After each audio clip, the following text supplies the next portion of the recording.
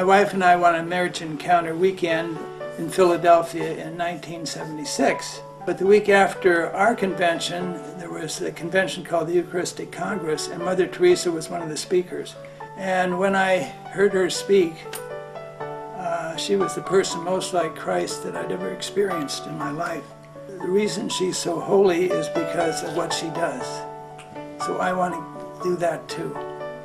Well, we came back and there wasn't anything going on here in Oceanside to get involved in. So we supported her brothers up on Skid Row in LA. In '83, decided to open a soup kitchen in downtown Oceanside. And by that time, my wife was totally turned off because I was bringing homeless people home. So anyway, by the time we were ready to open the kitchen, you know, the only reason she came is because to be a dutiful wife. And so that night we had 19 guests and our 3 children in line there. She walked up to the first person in line and hugged him. That's when she knew what God wanted her to do. And she's been hugging him ever since, you know, and singing to him. And she put on a show every night, so it was dinner and a show, 7 days a week. And Brother Benno would come by and get up on the stage and tell the corniest jokes you've ever heard. You never knew what was going to happen there in the evening, you know. There we were, not really knowing what we're doing, but we were feeding people, and we had volunteer cooks come in, wonderful people. It was just like magic.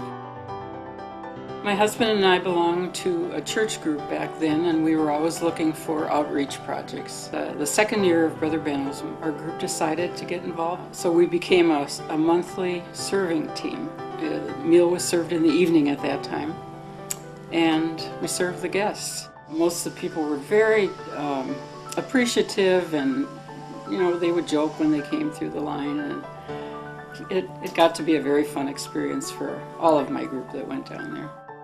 We have met the most wonderful people coming through Brother Benno's to volunteer. They're incredible. That's all I can tell you. Without volunteers, Brother Benno's would not be in existence today.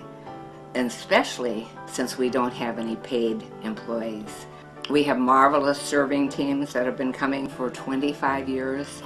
And these are people who are really dedicated. So the volunteers are the backbone of our entire foundation, and they do such an exciting job. It's just wonderful to be there with them. Well, I think that's the most fascinating thing for sure about Brother Benno's, is being all volunteer organization. It's quite a miracle the way things happen here. Everyone has a need to give. It seems that the older we get in life, that we see that that's the only place that we really find happiness. It's not in receiving, it's when we give. And the people that are on staff realize the necessity of volunteering. If you want to find the gold in your golden years, then volunteer. Do something worthwhile. Have a reason for getting up in the morning. Something that fulfills you. Most people who volunteer here come in thinking that they're going to be giving, and what we all find out is that we get so much back. We believe, and the basic tenet of the foundation is that we're made in God's image and likeness, and God is nothing other than gift and giver. And we know that happiness isn't found by pursuing it. Happiness is a byproduct of doing something you were designed to do, and we were designed to give.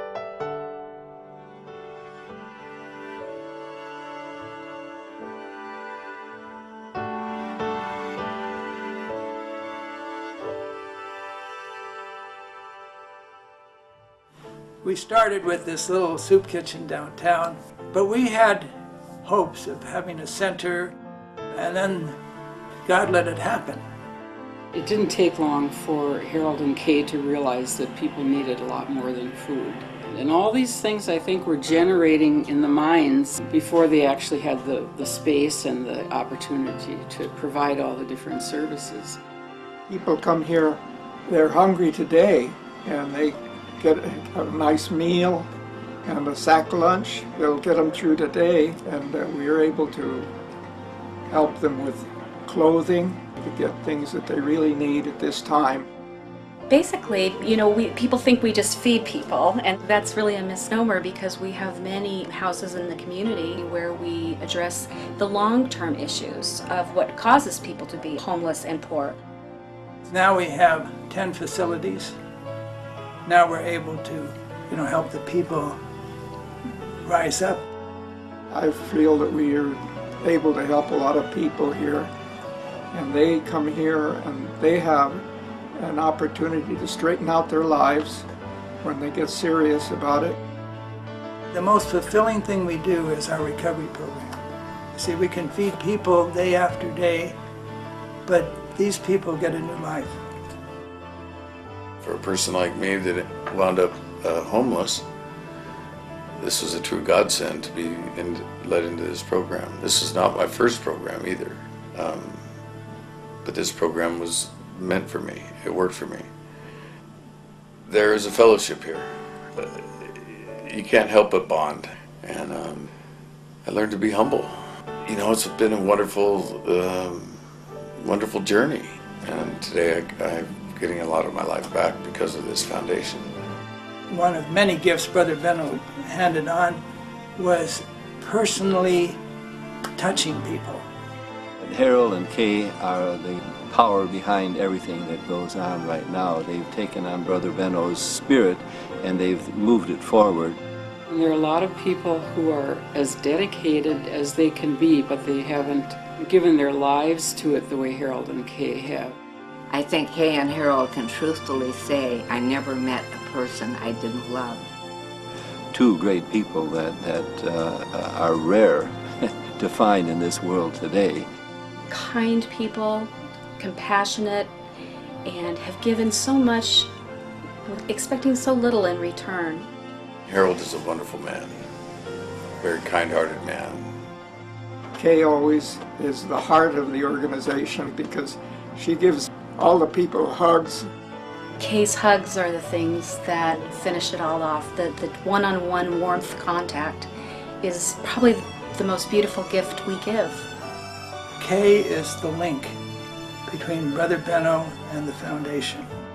If you've talked to Harold, you know that he knows that God is in charge, and whatever needs to be done will be done. Every person that walks through that front door wears the face of God. That's what Brother Benno taught us, and that's what Harold teaches us. We want to carry on his ministry of love and compassion and validating the worth of a human being and lifting them up, giving them hope.